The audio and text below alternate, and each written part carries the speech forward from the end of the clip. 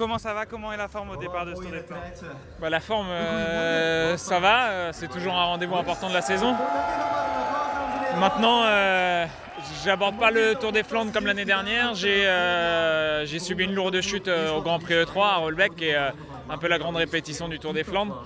J'ai une entorse à la cheville, je ne devais pas prendre le départ. Finalement, je prends le départ parce que c'est le Tour des Flandres et parce que à chaque fois que je prends le départ du Tour des Flandres, c'est un rêve pour moi et que c'est une course de vélo et que rien n'est écrit d'avance, même si je sais très bien que c'est des conditions qui ne sont pas idéales.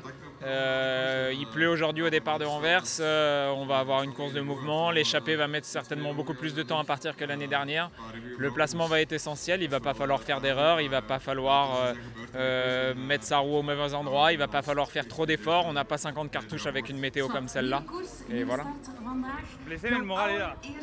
Le moral est là, ouais, parce que c'est des mois de préparation, un Tour des Flandres, on n'arrive pas ici, il n'y a pas de secret dans le vélo, il faut travailler, retravailler, il faut venir sur ces courses, il faut les appréhender, il faut connaître les monts. Je m'amusais hier parce que je me rappelle de mes premières années au Tour des Flandres avec Frédéric Guédon. Quand il enchaînait le nom des monts, j'en connaissais aucun et pour moi c'était du chinois. Aujourd'hui, quand on me dit les monts, je connais l'approche, je connais les routes, je connais le type d'asphalte, je connais tout ça. C'est un gros avantage. Je ne sais pas si ça va suffire aujourd'hui. J'espère que ma cheville va tenir, mais en tout cas ma motivation est bien là. Parce que vous en parlez, j'en profite. Vincenzo Nibali vient ici pour la première fois sur le Tour des Flandres. On lui a demandé quel mont il préférait, il ne les connaissait pas. Il ne connaissait pas les monts du coup. On sait qu'il est très fort. Mais est-ce que le manque d'expérience, justement, c'est quelque chose qui est terrible ici? Le manque d'expérience est terrible, mais quand on a la classe d'un Vincenzo Nibali, on peut se permettre de ne pas connaître les monts.